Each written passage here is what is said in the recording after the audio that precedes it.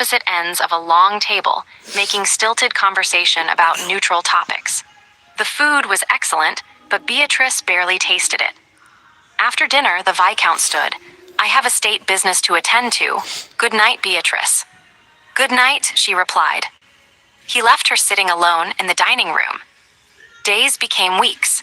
Beatrice settled into a routine that felt more like imprisonment than marriage. She saw the Viscount only at dinner, where they made polite conversation that revealed nothing real about either of them. He was courteous but completely uninterested in her as a person. She managed the household because it was expected, but no one asked her opinion or seemed to care about her comfort. The Viscount never came to her chambers, never suggested intimacy, never acknowledged that their marriage was meant to produce the heir he supposedly wanted. A month after their wedding, Beatrice finally gathered her courage to ask about this. "My lord," she said during dinner one evening, "may I ask you something?" "Of course." "You said you married me to produce an heir, but you've made no attempt to. That is, you haven't." She couldn't finish the sentence. The Viscount set down his fork, his expression unreadable. "I'm waiting." "Waiting for what?" "For you to adjust. You've been here only a month. You're clearly uncomfortable. I have no interest in forcing anything on you." "But you want an heir," Beatrice said, confused. "I do, but I'm not a brute, Beatrice. When you're ready, you'll tell me. Until then, I can wait." It was the kindest thing he'd said to her since their wedding. Beatrice felt tears prick her eyes. "Thank you." The Viscount nodded and returned to his meal, apparently considering the conversation. 2 months into their marriage, Beatrice began to notice things about the Viscount she hadn't seen initially. The way he was patient with servants who made mistakes. The way he visited tenant families personally when they were ill or struggling. The way he spent hours reviewing estate accounts to ensure everyone was paid fairly. He was not cruel, he was not even unkind.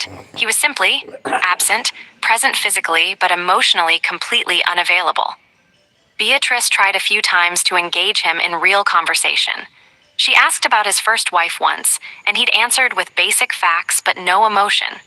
She'd mentioned books she was reading, and he'd responded politely but without interest. She'd asked about his childhood, and he'd given brief, factual answers that revealed nothing about who he actually was. After several failed attempts, Beatrice stopped trying. If the Viscount wanted a wife in name only, someone to manage his household and eventually bear his children but nothing more, then that's what she would be. She became efficient and invisible. She managed Ashford Hall perfectly, handled and otherwise kept to herself. She stopped hoping for anything beyond the practical arrangement they'd agreed to. 3 months after their wedding, something changed.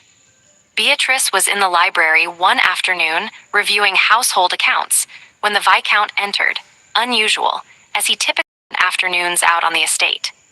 "Beatrice," he said, his tone odd. She looked up. "Yes. I've been thinking about something you said when we first married.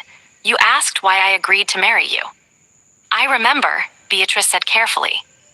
"I gave you a practical answer. I said I needed an heir and you were available. That was true, but it wasn't complete."